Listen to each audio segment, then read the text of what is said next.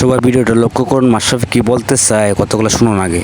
যে কাজগুলো আমি নড়াইলের জন্য করেছি সেই তালিকাটা যদি আপনি ধরেন তাহলে শুধু একটা ইউনিভার্সিটি এখন বাকি আছে। একটা সি ক্যাটাগরির জেলায় কি কি প্রয়োজন, একটা ইউনিভার্সিটি বাকি আছে।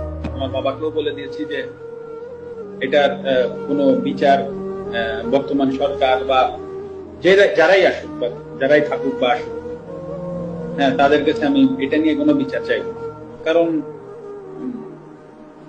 এটা আমার কাছে মনে হয়েছে যে আসলে এই বাড়িটা তো আসলে যশোর থেকে এসে বা খুলনা থেকে এসে বা ঢাকা থেকে যে কেউ ভাঙে।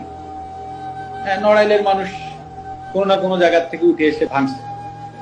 তো আসলে আমি নড়াইলের মানুষের বিরুদ্ধে আর বিচার চাইবো না। তো যেটা হয়ে গেছে তো ওটা আমি একসেপ্ট করে নিচ্ছি। হয়তো বা আমার কাছে আমি এভাবে একসেপ্ট করে নিচ্ছি হয়তো বা আমার কোনো ভুল ছিল, আমি কোনো ভুল করেছি, হয়তো বা তার জন্য ওনারা হয়তো বা এসে ওটা করেছে।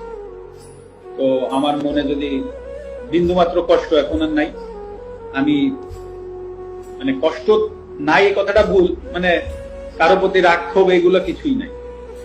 তো আমিও আশা করব নড়াইলবাসীর প্রতি যে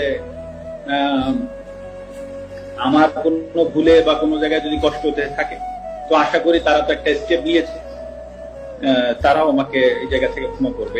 এটাই আমি আশা করি। এর বেশি সে যে পরিমাণ শ্রম দিছে আমাদের দেশের জন্য, বাংলাদেশ ক্রিকেট টিমের জন্য, আমার মনে হয় না দ্বিতীয় এরকম কোনো প্লেয়ার বা ক্যাপ্টেন পাওয়া যাবে বাংলাদেশের দেশে।